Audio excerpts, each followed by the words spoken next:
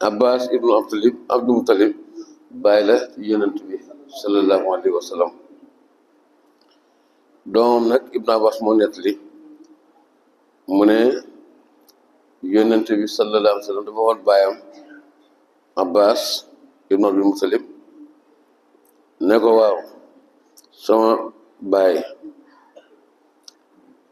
ndax duma la xamal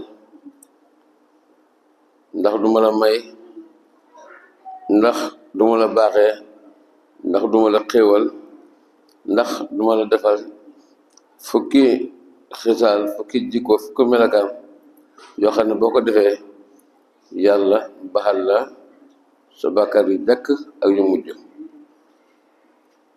awwaluhu wa aaxiruhu xadiimuhu wa hadiisuhu ya yàggoon lool ak yu bees lool. xataahu wa amdahu yi nga xam ne bàkkaar yi nga xam ne juumte la ak yi nga tey. saxiirahu wa kabiirahu yu ndaw yi ak yu mag yi. sirrahu wa alaaniyatahu yi nëbbu ak yi feeñ. mën na ko lii fukki xewal la. léegi nag salaatu tasbih bi koo xam ne kii ni def nga ko yàlla dana defal xewal yooyu.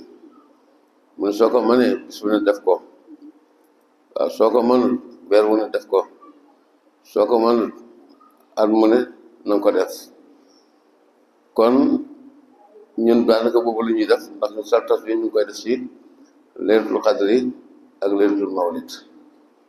comme nag yombul dañu doon ñaan rek xéwal gi ci nekk mooy yi ma wax ni léegi nit ñi génn ndax ñu taataan ko waaw tax taxu ko yomb noonu te éene nañ ko ñëpp ñu bëggoon daal ku ci man te bëgg tiyaabu yoole nga ñëw ñu bokk ko.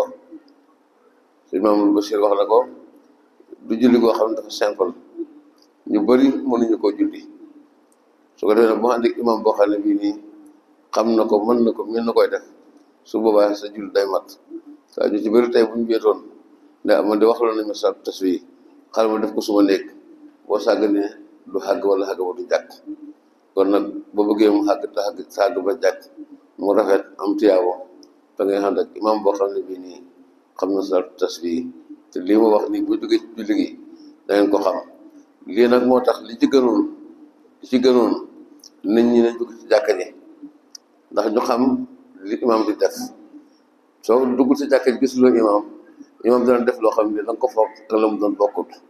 waaw koo xam ne kii daal salaatu tasbih bi ital na la na nga dugg ci biir nga jàkkaarloog imam gis fi muy toog ak fi muy taxaw ak fi muy rukkoo ak li muy def yëpp. salaatu bi yombul de yombul dugg leen ci biir jàkka ji nga jàkkaarloog imam gis ni mu koy jullee foofu lay mën rafetee. waaye ku ci nekk ci ëtt bi ah gisuloo ñaan rek imam boo sàgg ne da nga sëgg fa wartu sëgg da nga sigi fa wartu sigi da nga sujjoot fa wartu sujjoot waaw da nga rukkoo fa wartu rukkoo.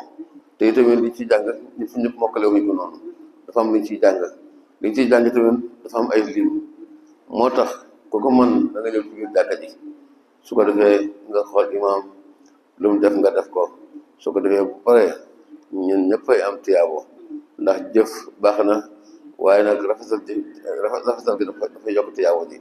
waaw ñu ngi leen di ñaan kon ngeen dugg jigéen ñi surtout jigéen ñi ngeen dugg ci biir jàkka ji ndax ngeen jàkkaarloog imam gis ni muy jullee julli gi bokkut ak julli subaar de wala julli takkusaan déedéet beneen façon julli la. jàgg nañ ko fi julli nag waaye xam ne loo xam ne xat benn nga ko def wala ñaari nga ko ci def moo tax nga mokkal ko.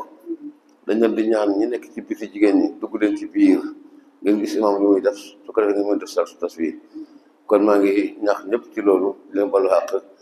kon ñu ngi taxaw ji di farata gi incha allah suñ paree kàddu yi ci teg du gudd su ko defee suñ paree ñu teg ci naafila ba mu des safa weesal ñu def salaatu tasbih suñ paree salaatu tasbih bi dal di def safa weesal ñu ñaan lante ba déwénati. wasalaamaaleykum wa rahmatullahi wa barakatuhu.